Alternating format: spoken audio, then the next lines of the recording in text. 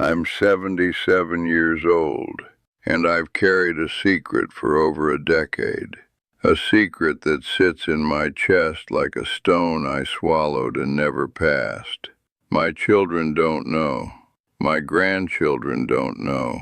And my late wife, God rest her soul, she never knew either. But I'm telling you today because I'm tired. Tired of pretending. Tired of the wait. And because maybe, just maybe, my confession will save you from making the same choices I did. My name is Walter Brennan. I was a high school history teacher for 41 years in a small town in Ohio. I married my wife, Dorothy, when I was 23. She was 21, fresh out of nursing school, with a laugh that could fill a room. We had 3 children together. We built a life. From the outside, it looked like everything a man could want. But here's what nobody tells you about marriage. You can love someone and still feel alone. You can share a bed for 50 years and still feel like strangers. Dorothy was a good woman, a faithful woman. But somewhere along the way, we stopped talking. We stopped seeing each other. We became roommates raising children, then roommates waiting for grandchildren, then roommates waiting for the end. And then I met Eleanor. It was October of 2006. I remember because the leaves were turning, and I had just retired. Dorothy was busy with her church group, and I had nothing but time. Too much time. I started volunteering at the local library, shelving books, helping with the reading program for kids. And that's where I saw her.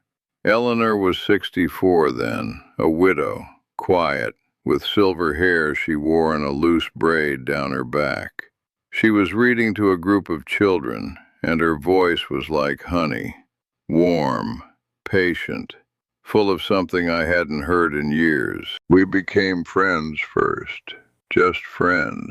We'd have coffee after our shifts.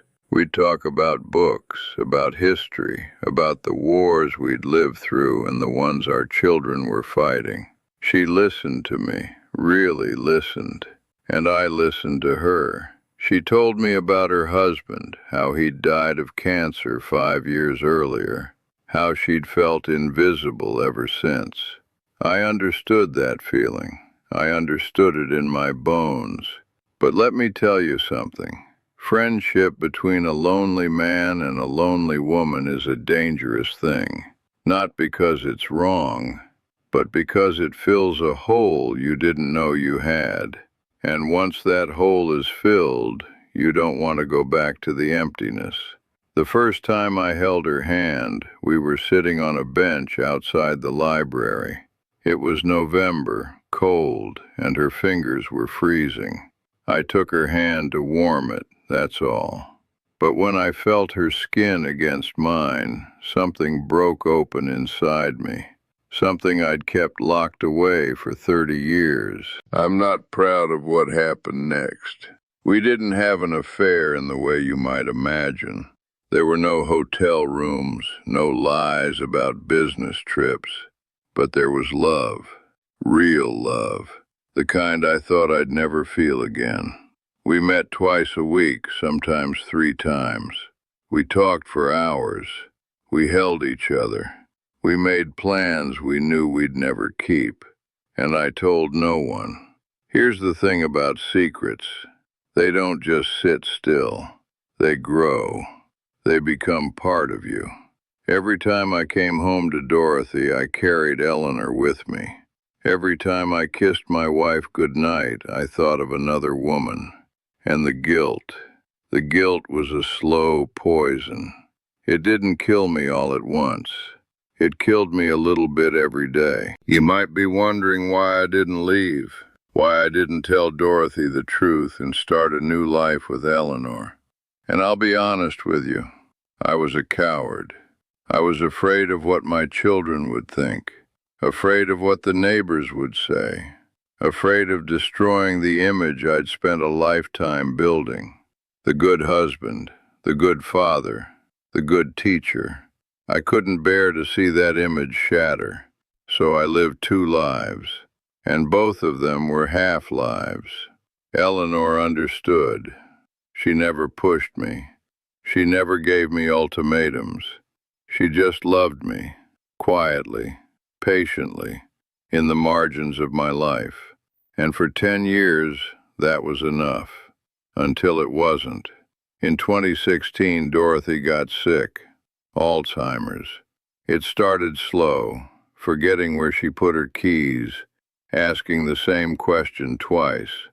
But then it came fast, like a flood. Within 2 years, she didn't recognize me anymore. She'd look at me with those blank eyes and I'd see nothing. No anger, no love, just nothing. And here's where my shame cuts deepest. While my wife was disappearing piece by piece, I was still seeing Eleanor. I told myself it was different now. Dorothy didn't know who I was. She didn't know anything. But that was a lie I told myself to sleep at night. The truth is, I was betraying a woman who couldn't even defend herself anymore. Eleanor saw it too. One afternoon we were sitting in her living room, and she looked at me with tears in her eyes. She said, "Walter, I love you, but I can't be the reason you hate yourself." And she was right. I did hate myself. I hated the man I'd become. We ended it that day. Not with anger, not with blame, just with sadness. The kind of sadness that settles into your bones and never leaves. Dorothy died in March of 2019. I held her hand in the hospice room and I wept. Not just for her, for all the years I'd wasted, for all the conversations we never had, for all the times I was there but not really there. And Eleanor?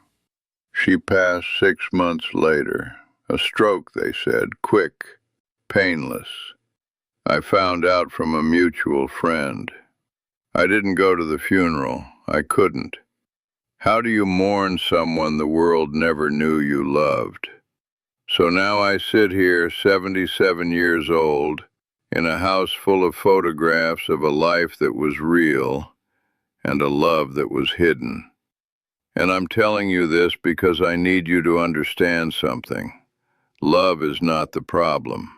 Hiding is the problem. I spent 10 years loving a woman in the shadows, and it destroyed something in me. Not because the love was wrong, but because I never let it breathe.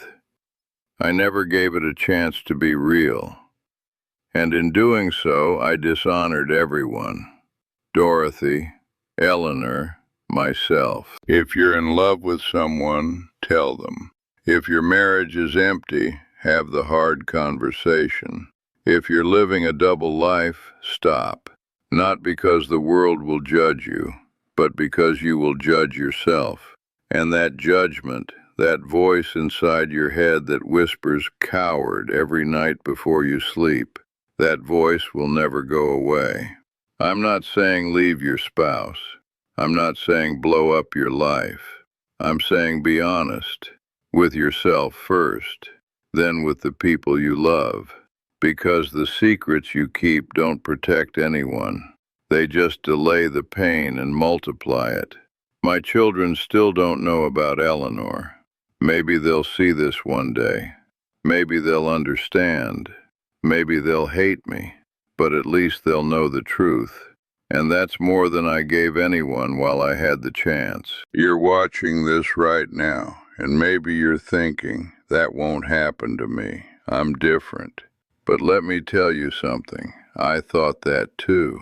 I was a history teacher. I knew all about the mistakes people make. And I made them anyway, because knowing something and living it are two different things. So here's what I want you to do.